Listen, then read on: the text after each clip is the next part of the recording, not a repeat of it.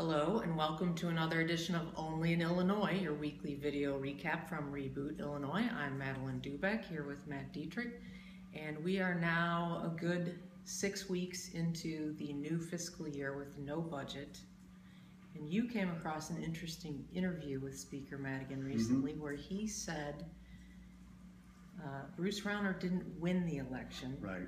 Pat Quinn lost it. And that sort of gets to the heart of what this stalemate is all about with the budget, right? Right. Well, let's take a look. This is Channel 20 in Springfield. It's their State House reporter, Jordan Abadiah, and she had an interview with Speaker Madigan, and here's what he said.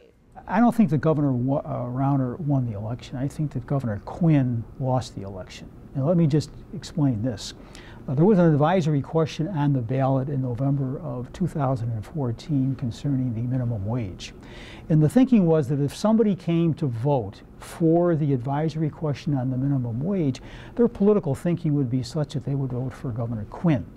Well, there were 650,000 Illinoisans who found their way to vote for the advisory question on the minimum wage, but could not find their way to vote for Governor Quinn.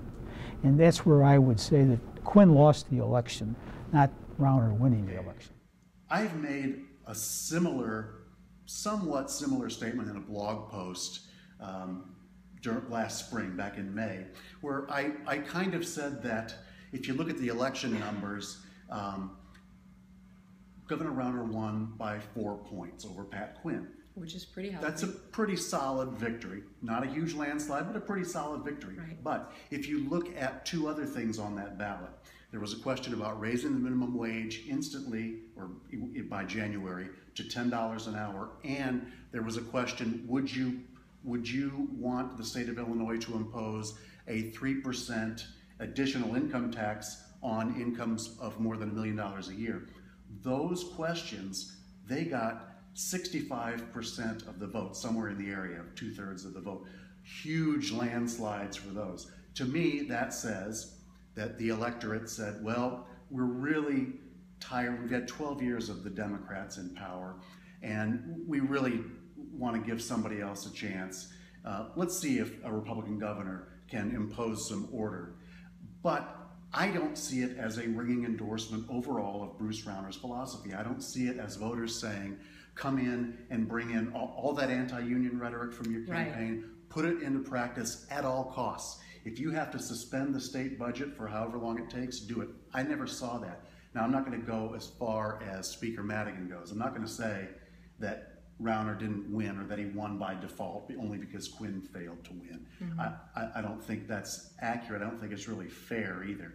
But it does show that to House Speaker Madigan, and also to probably a lot of other Democrats in the legislature, that's the attitude they have. Hey, look, we know you're governor, but you can come in and do some order, but we're not going to, you just get to put your whole philosophy into practice now. Rauner, as you said, on the other hand, does seem to think that he has this huge mandate, and he continues repeatedly every time he brings something up. There's got to be some give back on collective bargaining or prevailing wage, et cetera, et cetera. His pension reform bill starts right off with taking things out of collective bargaining. His property tax freeze, that's where he wants to start. I've always thought he would have been better off just to go right into the budget, start making cuts. But now, right now, as we speak, we have a budget that we're essentially spending $31.5 billion which we have for a while. Without any budget because of court decrees and court orders and things that have to be paid,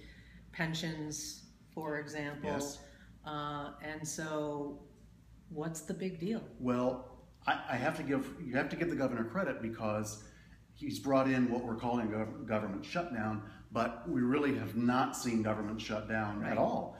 He funded the schools. That was a really good move because now schools will start on time. That was a big part of the budget, the only part of the budget that he signed. He has gotten a court order to pay state employees. So state employees continue. So government functions pretty well. Now we've had court orders that have restored or made sure that payments for certain social services come through. And even this week, we had some plaintiffs who were back in court trying to get funding restored to keep that money going. Right. The problem is, right now, The money is being spent. It's being spent as if it were last year. The spigot is on. It just continues to flow. The problem is when you don't have a state budget and when you're not in budget talks, you don't have your hand on that spigot. So it's blasting away just as it was in fiscal year 15. The problem is we don't have as much money coming in as we did in fiscal year 2015. And last April, you may recall, we ran out of money. We were on the verge. We were on the verge of being $1.6 billion The spigot short. will run dry. Right. So you don't have your hand on the spigot controlling how much money is going out. But if you're not in talks, you're also not putting more into the tank. Because even Rauner has talked about he'd be willing to talk about some tax increases to bring in more money, but he's not going to do that until he gets some of his agenda items. The question is, how far is he going to push this? When will he come to the bargaining table and start discussing ways to bring in new revenue along with some cuts to get this thing balanced out? That's the big question right now, and that's the political question, you know. So right now, the people who are getting squeezed are local governments because they're not getting motor fuel tax money, they're not getting casino revenue. The gambling money, right? And a lot of agencies that help children, elderly, poor, disabled, which are those kinds of people with those issues are all over the state, but they tend to be more democratic constituency groups.